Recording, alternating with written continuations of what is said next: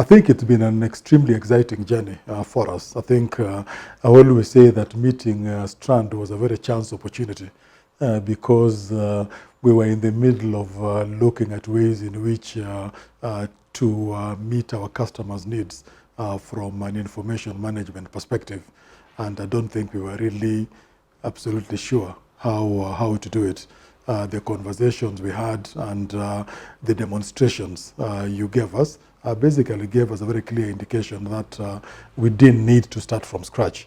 And starting in a journey from 2015 to the time we launched early this year has been a tremendous journey, a tremendous opportunity for us. And we like what we have. I think we are doing some work to tweak it, but I think we are tweaking it for the better because of some of the feedback from our customers.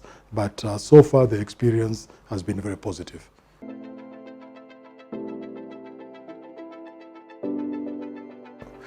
I think the principal issue for us has been the fact that we are seeing competition which is not traditional to banking.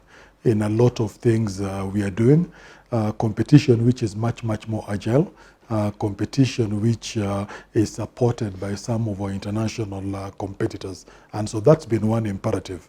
The second imperative has been the changing scene of the banking industry in Kenya from the perspective of interest rate controls, which basically is forcing us to look at the way we meet our customers' expectations, especially around digitizing the customer management journey. So those two perhaps have been the principal reasons why looking at what Strand is doing and looking at what we are doing and bringing it together into a very formidable digital journey has been important. I think that as an institution, we've recognized that the world is becoming digital. The customer journey has to be digital. The customer doesn't want to take more than 3-4 steps to be able to conclude a transaction, which means that if you put in paper and people, then processes become very inefficient.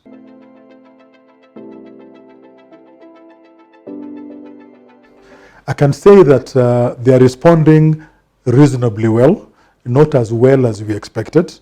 But there are some lessons we've learned through the transformation process that customers are looking for a very short journey in undertaking financial transactions. And as a consequence of those lessons, which we've learned from discussing with our customers, we believe that the new system upgrade, which will be launched in November this year, will actually improve considerably the customer management journey, will improve the CVP, and will actually lead to achievement of the targets which we had originally set for ourselves. We set very ambitious targets. So far, and just to give an indication, we've been able to acquire close to 18,000 customers, doing very little.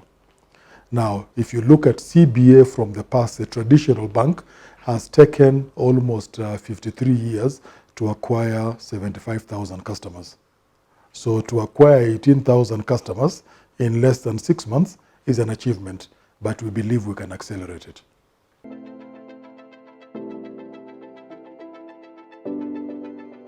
It's a tough journey because you have to change individual mindsets, especially the way they work. There's always a fear that when you are digitizing, that it is equivalent to loss of jobs. And we've had to make a lot of investment in getting our members of staff to actually appreciate that our interest is not in pushing people out of employment. Our interest is in doing things which actually make it very exciting for our employees to serve customers, for us to grow. And we've demonstrated very clearly using technology to drive customer acquisition, especially using our mobile loans and savings solutions. So we are confident that our staff understand that this is really about their need to change their skills. We will make that investment to ensure that their skill base is appropriate to the opportunity which we see in the market. And so it gives CBA an opportunity to actually grow as opposed to stagnate, but also acquire a different kind of customer who embraces technology much more effectively.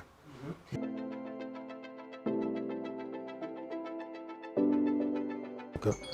We see the future of any economy, especially African economies, as very dependent on success of SMEs. And so we see SMEs as a very critical part of our core banking offering, simplifying the solutions we have for them, ensuring that they are able to access the market much more efficiently, and then ensuring that we build sufficient information so that you can actually work with them in a much more efficient manner. And so what we've done for the millennial, the intention is to actually use some of the experience Strand has on the SME side to basically provide information to our SME customers. Where are we in that journey? I would say that we are almost ready. We've already finished our segmentation process. We are now developing our revenue targets and are also developing our market access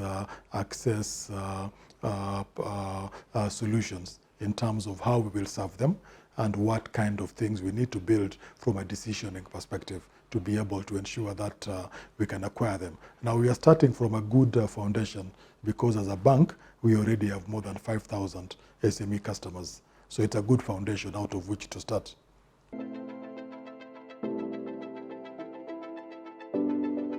We are a very difficult market, yes. But for us, one of the key considerations is the fact that from a regulatory point of view, there is a common regulatory platform.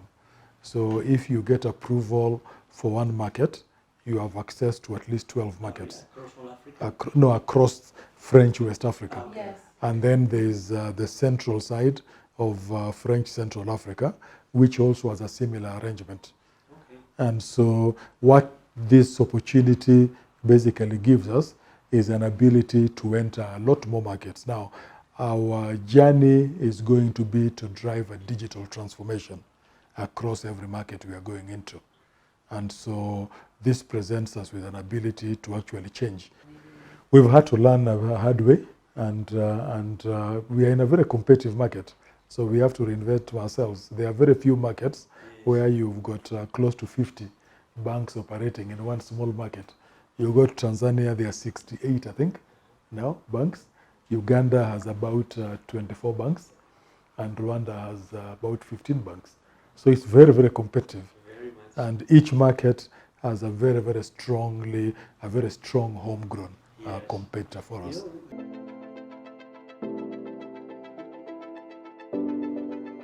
What I can tell you for a fact is that the return on investment is very good.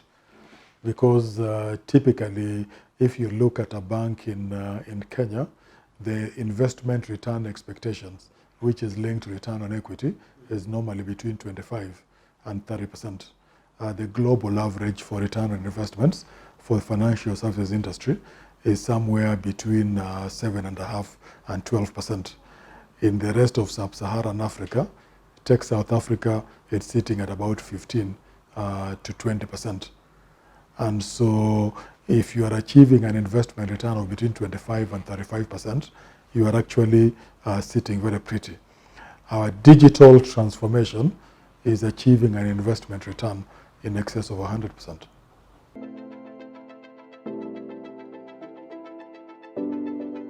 Our approach is to ensure that we are ahead of the market. We believe that you never have more than a 2-year advantage. And after 2 years, other people catch up with you and then can surpass you. So our challenge is to be ahead of the game all the time so that we are always thinking 2 to 5 years ahead of everybody else. And that, I think, is probably what we are good at. As a team, we have shareholders who understand that constant reinvention is very important. Yeah. We want to replicate in our existing 4 markets. Eventually, our target is to be in at least 20 markets.